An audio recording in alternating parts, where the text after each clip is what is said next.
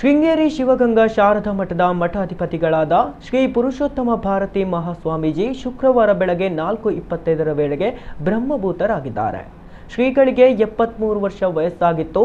2 ದಿನಗಳಿಂದ ಬೆಂಗಳೂರಿನ ರಂಗದೊರೆ ಆಸ್ಪತ್ರೆಯಲ್ಲಿ ಚಿಕಿತ್ಸೆ ನೀಡಲಾಗುತ್ತಿತ್ತು. ಬಹು ಅಂಗಾಂಗ ವೈಫಲ್ಯದಿಂದ ಶ್ರೀಗಳು ಕೊನೆಯುಸಿರೆಳೆದಿದ್ದಾರೆ.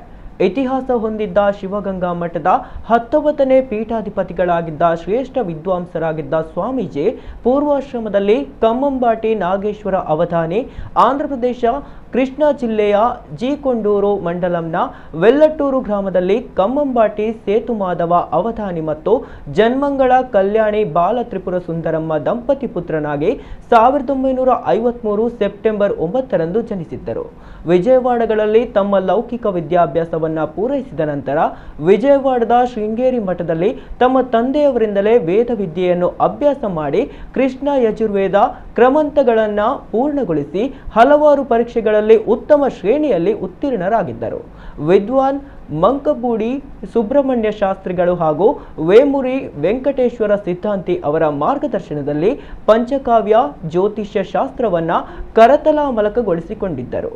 ಗಣಿತಶಾಸ್ತ್ರದ ಬಗ್ಗೆ ಅಧಿಕಾರಯುತವಾಗಿ ಮಾತನಾಡುವ ಪ್ರಭುತ್ವ ಸಾಧಿಸಿದ್ದರು. ಲೀಲಾವತಿ ಗಣಿತಶಾಸ್ತ್ರದಲ್ಲಿ ಪ್ರಾವೀಣ್ಯತೆ ಹೊಂದಿದ್ದು ಪುರುಷೋತ್ತಮ ಭಾರತಿ ಸ್ವಾಮಿಗಳ ಮತ್ತೊಂದು ವೈಶಿಷ್ಟ್ಯ.